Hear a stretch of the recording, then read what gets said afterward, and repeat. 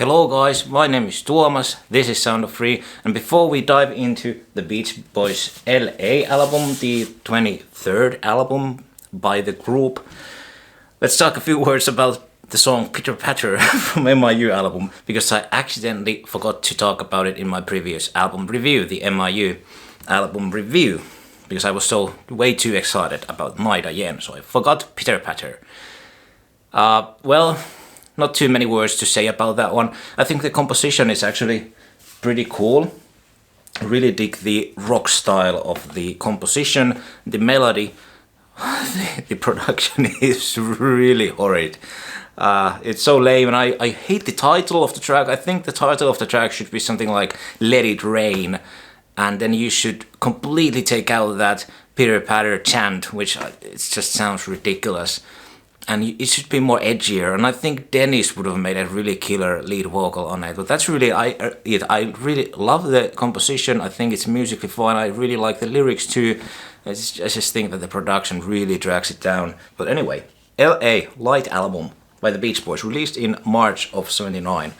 The Beach Boys actually worked quite hard on the album, not necessarily to like in artistic way, but it just took them quite some time to pull this off, because the new label was expecting an album, I don't know, like a year earlier already or something like that, so they were behind their schedule once again. There were many reasons for that, and the history behind the album and this whole era is so dark that I don't really want to dive too deeply into it in this video, because in my opinion the album itself is actually really good, and I don't want to sort of dwell on that horrible period and the stuff that was happening, especially with Brian during this time period, because he was really at his worst when it came to his downward spiral around this time. I don't know if it was his worst, because 81, 82 was a really bad time also, but anyway, it was a really sad and difficult time period for Brian. So anyway, and he's basically absent on the album. He's on tracks 1 and 10, so first and last track, otherwise he's not there. Dennis was doing pretty good, because he was working still on the bamboo material. He was really creative, but problems started to arise, and things got pretty bad with him also during the, I'm not really sure, was it before, I must have been after the release of this album. He got into fighting with Mike on stage and was fired from the group and so on. And he then came back for the European tour in 1980 and was doing surprisingly well. But in some ways it is very sad to talk about this album already, because I consider it to be the last sort of great album by the classic lineup of the Beach Boys. And it's very similar to Holland in many ways. Even though technically Dennis is still on Keeping the Summer Alive, but his contributions on that one are pretty much next to zero. And it always blows my mind when I watch those 1980 live shows where Dennis is playing tracks from Keeping the Summer Alive. I don't know what I said. It just blows my mind, because in my mind, when it comes to the discography, Dennis is gone after LA, but he still was obviously with the group and alive 3 more years, or 4 more years. So, but sadly his days were kind of getting short at this point, and with this one we sort of get the farewell of Dennis, and he really goes out on a high note. I think his contributions to this album, his songs over here, are some of the best songs by the group, period. And yeah, really sad. But anyway, the cover art, don't like it, not a fan of it. I like this one, the LA thing. I think it has a cool retro vibe. And I think this should have been made the whole album cover. Well, that's alright too. Different artists made all these illustrations, but they do look like they were made by a single artist. But yeah, the back cover just gets worse.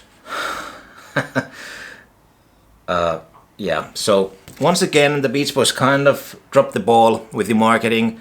The name of the album is really weird. If it was just LA, it would have made sense. But it's Light album, and the light refers to God. So it's like, what the heck? Come on. And then packed with this cover, it's just not really a, surprise that the album didn't really sell that well. So, but once again, they actually did really well with the inner sleeve. Really nice pictures. The guys look really cool. Brian looks super cool over there, and they don't look dysfunctional at all, which is kind of interesting. I like this group shot so much, and even Mike looks really cool on this era. And I like this one over here. That's a cool photograph. Ed Roach did, I think, all of these pictures actually. They released a few singles from the album, and Lady Linda was a hit in the Europe, UK at least, and then Good Timing was a top 40 hit in the States. Here Comes the Night was the first single that they released, but that peaked I think 44, so it was a minor hit, but not a big hit. The one more interesting thing before we dive into the track list is that they brought back Bruce Johnston to basically produce the album.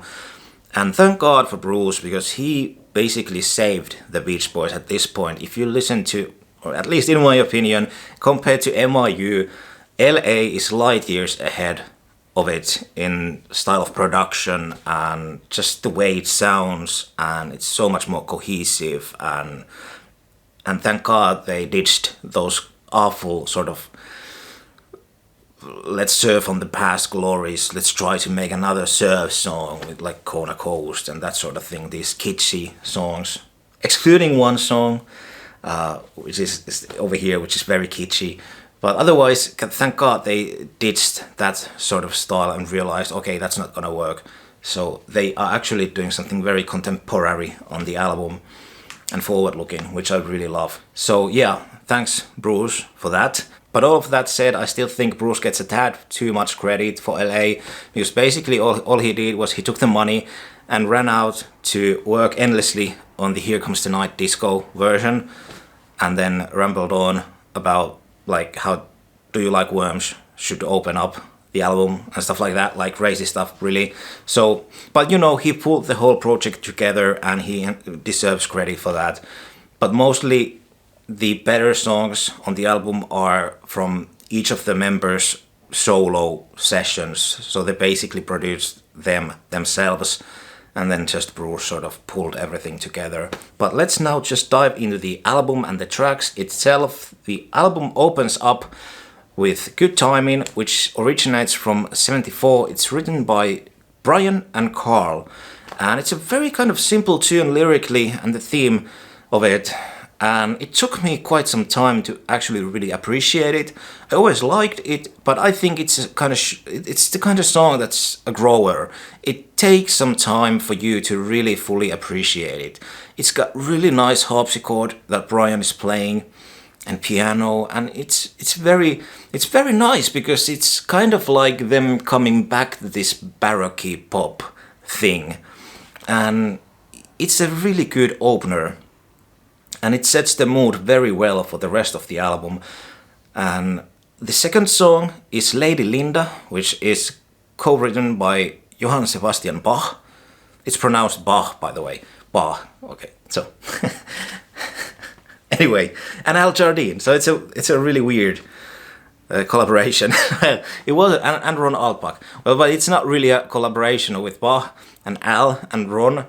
But Al, and I think it probably was mostly Ron Alpach's vision or I don't know, work, but Al probably did help too, I don't know. But because Ron had the classical background, I think he probably came up with the idea of like including that piece of Bach's music to the beginning of Lady Linda. It works really well. The thing is, I think it is one of Al's better compositions, but I don't think Al was never really that prolific songwriter, so there's really not much competition when it comes to his work. And I'm not a big fan of the production style of this version. I prefer the live version on the Never show so much more over this one. But it's a great song, and I really like it. And I like it how it also has the harpsichord, and it really has that sort of baroque pop aesthetic, and it really fits the album really well. The third song is Full Sail. Is it? I think it is. Yeah. And this is a song, the first song on the album by Carl and Jeffrey Cushing Murray. And Jeffrey Cushing Murray is sort of very overlooked collaborator in the Beach Boys saga, in my opinion, because I think that he's probably the second best collaborator that Carl ever had after Jack Riley. The songs that he wrote with Carl and Dennis on this album are all phenomenal, and Full Sail is no exception. It's very soothing, smooth, and sort of has a sort of kind of loungy vibe. But it just, once again, it just flows really well. It works really well on the whole sort of the sonic style of the album, having this sort of baroque pop, yacht rock, soft rock vibe. And I really dig the lyrical theme and the idea of the tune. That sort of that middle eighth part is really groovy, and the strings on it, that whole arrangement is very lush, and yeah, I always love the tune. It's very low key, I guess is the word, sort of what I'm looking for. It's not grandiose or trying to be anything super majestic, you know. It's kind of really a small piece, and it's very delicate, which I appreciate. The fourth track on the album is once again a killer song, Angel Come Home, once again a Carl and Jeffrey Cushing Murray tune. And as you can see, the album opens up really strongly, and I think the whole album is so overlooked because it's very close to the quality of Holland. Excluding a few tunes, I think it could have been just as great as Holland or Sunflower or, you know, any of the other more collaborative Beach Boys albums from the early 70s or late 60s. Angel Come Home, great sort of slow rocker. Dennis gives a really soulful lead vocal. And this track should have been a single, and it should have been a hit. I don't know why they didn't release this as a single, because it sounds so contemporary and really groovy. There's just something really, I don't know, something really nice about it. Even though it's kind of a slow song, kind of a soft song, Dennis singing it just gives it so much edge. And there's a great live version of it that was on some sort of TV show. It's on a very crappy quality on YouTube, but check that out anyway. Dennis looks super cool on it, and his lead vocal performance on that one is even better than on the album. And when you look at that performance, all you can really think of is like, well, it's not like the Beach Boys. It's so weird that the Beach Boys are basically backing Dennis doing that track. You forget that you're looking at the Beach Boys, because Dennis just had so much charisma and this sort of aura. He really should have been a huge solo performer, in my opinion. Oh, and I also forgot to mention there's also a really great performance of Good Timing with Dennis's lead vocals, where he jokes about how Carl was supposed to sing it, but he chickened out, so now he's doing it. And I mean, as great as a lead vocalist Carl was, I think Dennis is doing even a better job on that one. And I remember first hearing about this version before actually hearing it, and I could not imagine Dennis doing the lead on Good Timing. But when I listened to it, I was blown away. I think he just nailed it. Anyway, what a great singer. The fifth track then is Love Surrounds Me. Oh, it's pretty sticky cover, by the way. Weird. Anyway, Love Surrounds Me, which is the first Dennis Wilson song, and this is the Jeffrey Cushing Murray collaboration. What a great tune. It's got a sort of funky soul feeling. It sort of has a very different vibe than what Dennis used to do, because it literally kind of has this funk music aesthetics, these sound, this groovy bass part, and then these synthesizer sounds. Overall, it's just very funky, and it's something I highly recommend to listen to while you are driving in a city with the city lights and everything. It's so groovy. And there's something really sad about this tune also. I think it really, even though Dennis didn't write the lyrics, it really sounds like he did. It really sounds like him. And I think there's really something really sad sort of about those lyrics. And one of my favorite Dennis Wilson tunes, and I don't think it's talked as much as it should be, like not nearly enough as it should be, because it's a really great tune, sort of forgotten and overlooked. But anyway, like this one was lifted from Dennis's Bamboo sessions. Basically, it was unfinished, so you can hear that sort of that version that he finished, or you know, that he had done for Bamboo on the reissue of Pacific Ocean Blue from I think 2008. And I think, you know, the song is almost finished at that point. But when the Beach Boys lifted that, they added a bunch of more stuff, and obviously their vocals too. Bruce is there, and so there's like a lot more backing vocals and other stuff too. But anyway, what a great tune. The album then, or the side, ends off with Sumahama, which is a Mike Love solo composition. And well, musically it's very nice, but the thing is, this song is, in my opinion, the worst track on the album, and I mostly often just skip it because, well, I said, I actually do enjoy the music, but I think it just overstays its welcome for like, I don't know, by 3 minutes. And when we get to the Japanese part where Mike starts to do the itsu mama, it's like, get the hell out of here. Like, it just doesn't work. And it's kind of hilarious, but it fits Mike's style. That the song is actually apparently about a Korean woman, because he was dating a Korean woman around that time period. But then he wrote a song about her, but it's actually in Japanese. So it's kind of very classy. So anyway, like I don't even have any idea what the song is about. The melody is nice and the vocals are very nice, and it's basically lifted from Mike's first solo effort that didn't end up, you know, getting a release. But I think there was much more stronger tracks on those early Mike Love solo recordings than Sumahama, so I don't know why they chose this one. But yeah, I mostly often just skip it. Not a huge fan of it, though musically it's alright. Side 2 then starts off with the great Here Comes the Night, which I actually over here have the disco single. And you might have noticed, yes, I called it great. I actually think it's phenomenal. The thing is, it's 11 minutes long. So alright, like, it's really crazy. It's got killer lead vocal by Carl. The production is amazing. Like, it sounds like it was created by a computer, but it wasn't. It's all done organically, which is crazy to me because it's pitch perfect. And yeah, Bruce Johnston worked really hard on it, and you can hear it, most definitely. It's very well produced, but the thing is, it never should have been on a Beach Boys album. That's the problem of it. This is as far as it should have gone.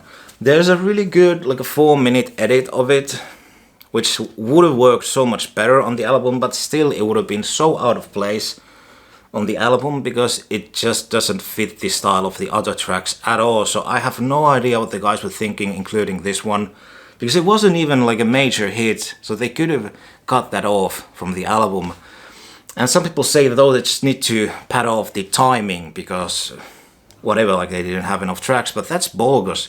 If you cut this out, the album is still 30 minutes long, and the thing is, you still had all the great adult child outtakes in the vault. You got a bunch of, like, I don't know, dozen of great, basically finished Dennis Wilson tunes. And the other outtakes too from LA, like Calendar Girl and Drip Drop, are so much sort of more suitable for the album than this one. So it's not an excuse. But anyway, I still actually highly recommend anybody, if you can find this single, go and pick that out, because it's super cool, because it actually has the instrumental on the other side. So it's really nice to hear it. as an instrumental too. And I've always been very interested in someday maybe doing like a, I don't know, like a mix of that one somehow, some sort of kind of modern mix of it, some sort of EDM mix or something, because I think it's really cool. And to be honest, maybe the reason why I like this one, it might be the fact that I'm not the biggest fan of the original one. I think it's one of the weakest tracks of Wild Honey. It's an okay tune, but it's just so super simple, and there's really not much to it. So not the biggest fan of the original one. Here Comes the Night is followed by another Dennis Wilson masterpiece, Baby Blue, written with Karen Lamb and Greg Jacobson. And it's the farewell to Dennis on a Beach Boys album. It's the last song that he wrote for, well, he didn't write it for Beach Boys, but wrote for Beach Boys for a Beach Boys album, or was released on a Beach Boys album. And it is very heartbreaking. And Carl starts off the lead vocal, but then basically the song has like 3 sections: the beginning section, and then the middle section, and then it sort of comes back to the beginning. And Carl sings the first and the last section, and then Dennis does the middle section. And that moment, that key change, and that part where Dennis comes in is one of my all-time favorite musical moments. It's a very heavy song for me. And Dennis plays piano on it. His style of playing and composition too is so amazing, because it's so unique, and you can spot it immediately because he bangs those keys in a certain way which creates tension. It's very dramatic. It's very hard to find words that do justice for this song. But once again, it's a very overlooked tune, and I hate it that it's in the shadow of Here Comes the Night and Sumahama.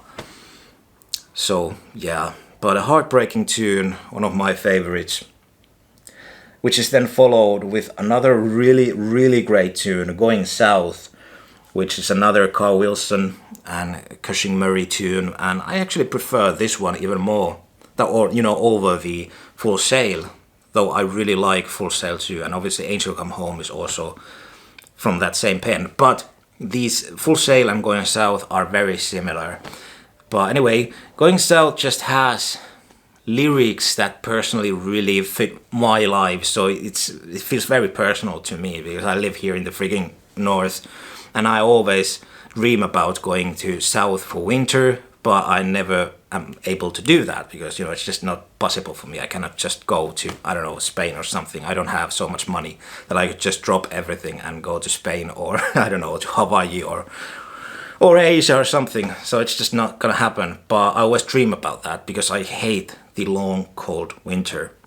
So there's just something I really can understand about this tune, and I love the part of these swallows. I think it's a very sad tune and very beautiful. And I know Cushing Murray wasn't too happy with the sort of the sax solo, but it's my favorite part of the tune. I think it's so beautiful, and I actually need to listen to this tune and the whole album after I've finished this recording, this review, because I love this album so much, and especially this tune, and it fits this December very well.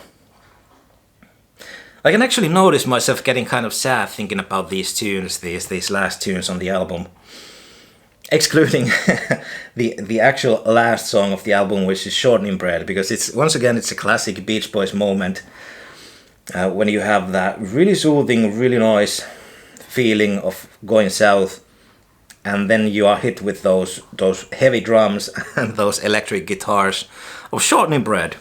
And this is arrangement by Brian Wilson, a traditional tune, kind of like a folk song, which Brian calls the best song ever, or whatever, the greatest song of all time.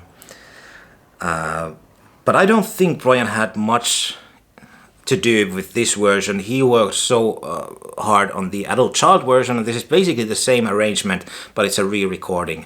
And main differences are that this is sort of more heavier. It's got a sort of hard rock style, which is super interesting. And Dennis is doing the bass vocal part, while on the adult child version, Brian is doing that. And then there's more synthesizers in the adult child version. I like both versions. But yeah, I think it's a great closer because it sort of wraps everything together. You're once again with that Brian madness, and it's kind of this funny thing at the end. and it's a very suitable for Beach Boys. Brian always liked to do something funny like this, so I think it's a very fitting ending, and it's the last lead vocal by Dennis on a Beach Boys album, so it's kind of sad. But also, it's not too sad, because the song itself is kind of funny, so I think it's very fitting. But like I mentioned, it's a very solid album. It's so much more cohesive than MIU or or even Keeping the Summer Alive. I really actually love about half of Keeping the Summer Alive, the follow-up album for this one, but let's not dive too much into that one, because that's gonna be my next review. But just those two tracks in the middle, if you'd swap them for basically any of the outtakes that they had in the can, or anything, really anything, I think this would have been one of their better albums, at least from the 70s. And it could have been even like a top 10 album for the Beach Boys. And I think it sounds very commercial, as it is already, but just needed another title and another cover art. And I think Angel Come Home should have been the lead single, to be honest. So, what do you think about it? I would like to know your thoughts. Let's continue in the comment section. Thanks for watching once again, and I can't really wait for diving into the 80s era of the Beach Boys. There's so much cool stuff there too, even though, as I mentioned, this sort of ends the classic era of them. But I still really like most of the stuff that they did after LA 2. But anyway, hopefully see you soon on the next one. Take care. Bye bye.